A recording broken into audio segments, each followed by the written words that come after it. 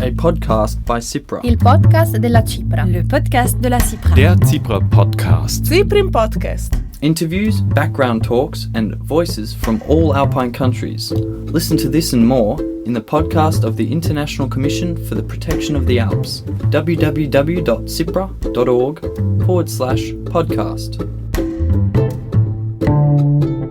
Hello, and welcome to our speciAlps podcast series, Guide Visitors, Preserve Nature Experience.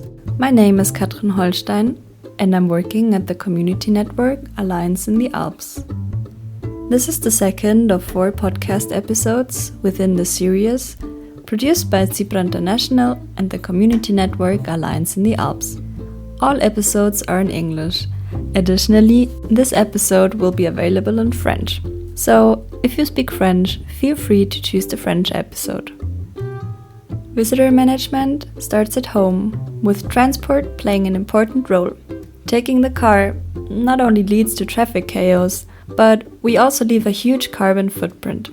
We can reduce both by traveling with public transport. Sometimes, this can be challenging for the passengers, especially when it comes to the famous last kilometer of the journey.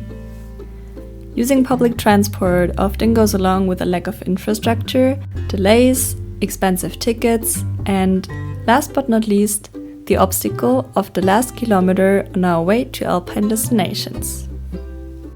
I talked with 2 guys who know more about this. Didelle. He's pursuing a community project to redefine access to the mountains.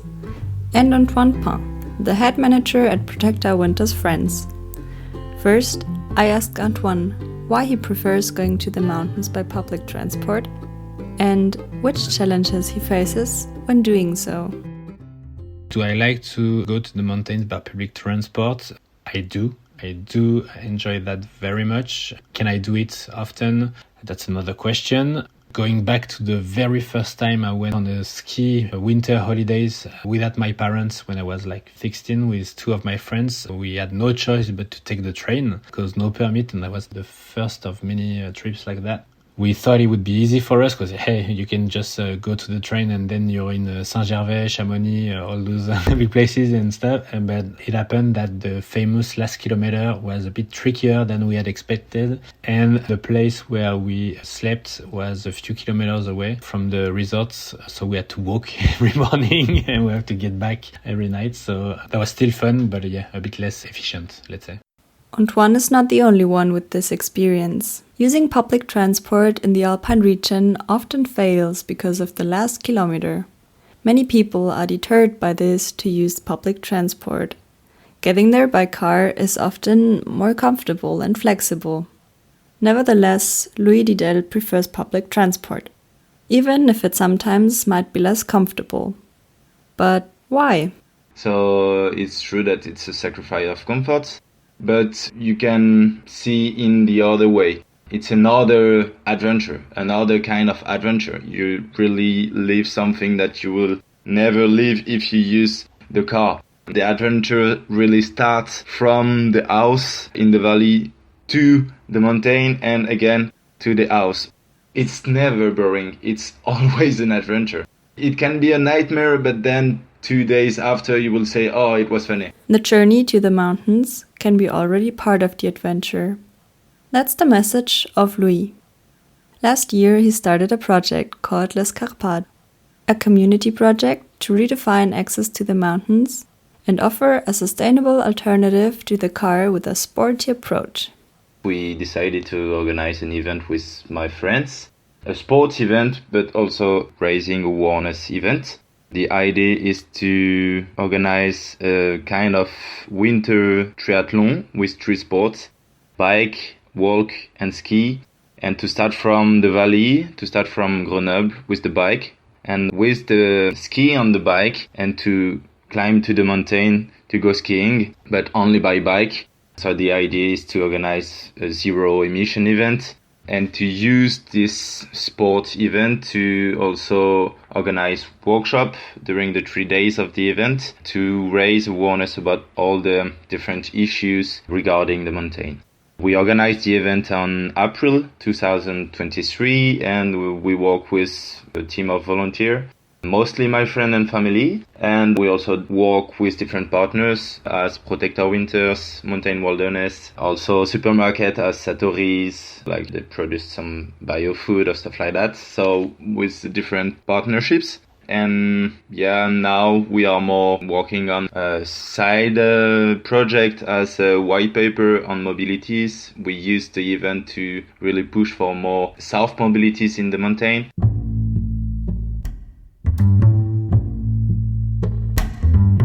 Zero emission is about leaving no harmful gases or substances in the air or nature.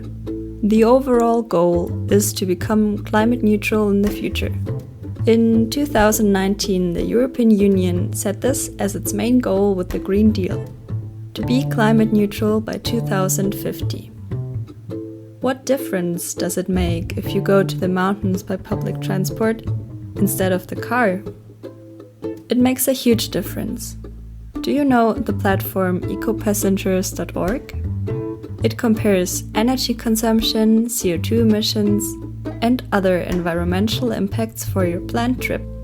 You can see how much emissions your trip has and what alternatives there are. Feel free to try it out. Climate neutrality is an ambitious goal with many obstacles, especially when you consider transportation. As mentioned, Louis planned a zero-emission event with his project. So, I wanted to know from him, did it actually work? No, it's really difficult to organize an event to have zero emission. Our principal objective was to raise participant awareness of soft mobilities and to show them that access to mountain doesn't have to be by car only. So we really focus on transport with the alternative of the bike and the train, because we also use train. And the second sector on which we worked was the food. But even if we wanted to really do our best, there is some infrastructure issues, because when it comes to train and bike, there is not enough place in the train to put all the 15 bikes of the participants. There is only 12 places in the train we took.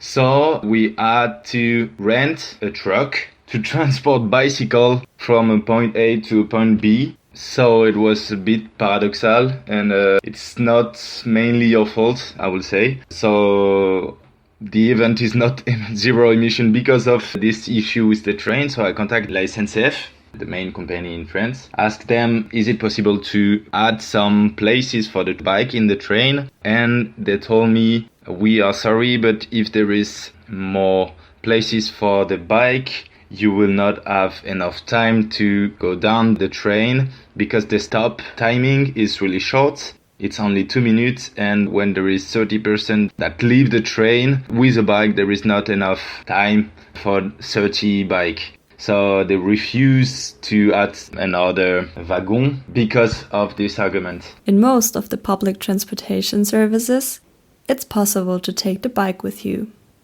But this often requires a reservation or an additional fee.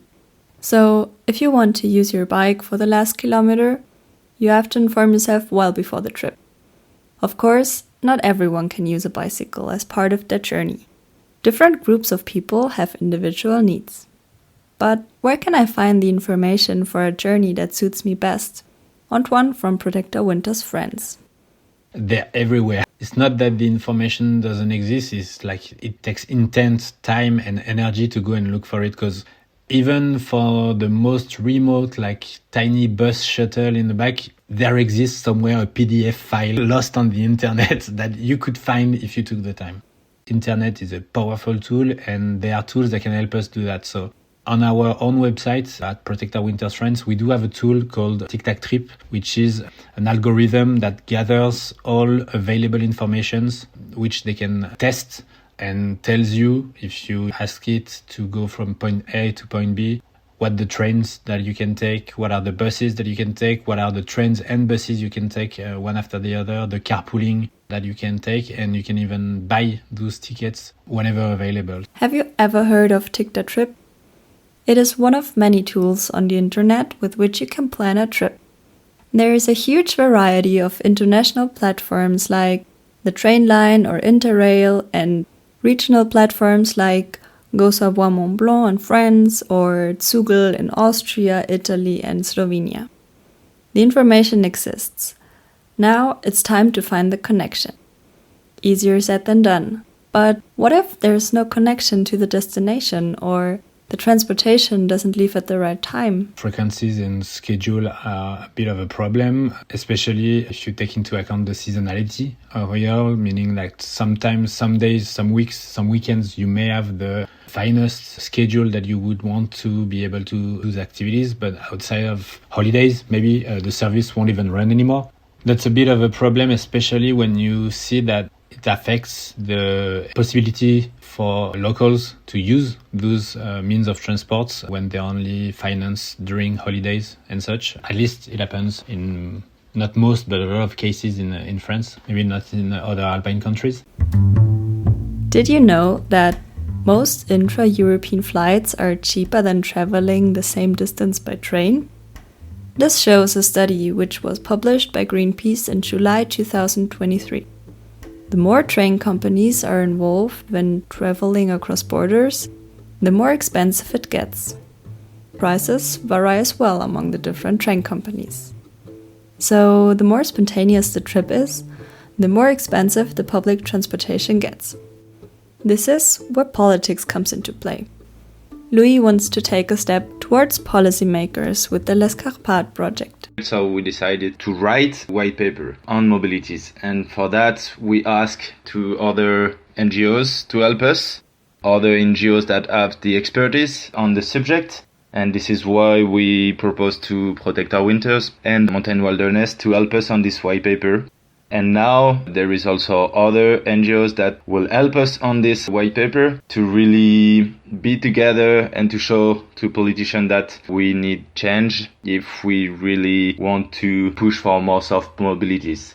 If we are willing to use soft mobilities but there is not enough infrastructure, there will be an issue. So this idea of white paper is to lobby for more soft mobilities. The goal of the white paper is to have more communication between citizens and policymakers on the topic of sustainable mobility in the Alps. Infrastructure for sustainable mobility does not work without people using it, and it's equally important to get politicians on board for this. Political awareness raising of organization is the one thing, but what can we do? Is it enough to just take the train instead of the car? Or do we need to set the course to overcome infrastructure and price issues? Antoine has an idea. To get involved on the political side of things, not trying to get elected, even if you get elected and want to to put more trains and buses, that could help, but just to participate in all the occasions that transport services, local governments give you to give feedback on such questions, to which Protect Our Winters does quite a lot to just reflect the reality that sometimes the technicians that think those services may have not in mind because they don't live in those places, they don't do those sports or activities. So go out there, and whenever people ask you, is there enough train, are they at the right time, say no every time, and you may get what you want.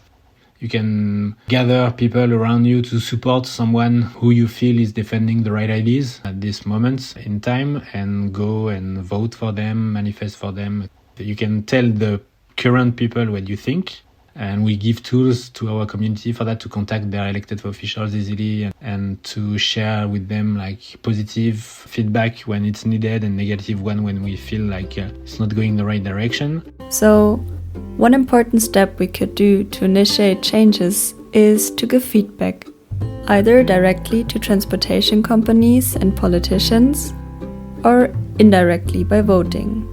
Let's talk more about our trips by fair means and exchange tips and tricks for our next journey, and to be open to see the travel time as part of the adventure. Do you already have ideas for your next trip with public transport in the Alps? This was the second episode of our speciAlps podcast series, Guide Visitors, Preserve Nature Experience. The next podcast will focus on the topic Nudging in Alpine Tourism, guiding visitors on the right track. The term nudge is used to describe measures that encourage people to act on their own initiative as desired. How is nudging used to guide visitors? And how effective is it for sustainable tourism? Does visitor management need psychologists? And is nudging ethical? We will address these and more questions in the next podcast episode. You are also welcome to join our webinar on this topic on September 21st at 2 p.m. The registrations are already open and the event is free of charge. More information about this podcast series is available on alpenallianz.org and zebra.org. You can also listen to the previous podcasts about visitor management in the Alps. My name is Katrin Holstein. Thank you for listening. This project is supported by Zebra International and the community network Alliance in the Alps. It is made possible by the German Federal Ministry for the Environment, Nature Conservation, Nuclear Safety and Consumer Protection.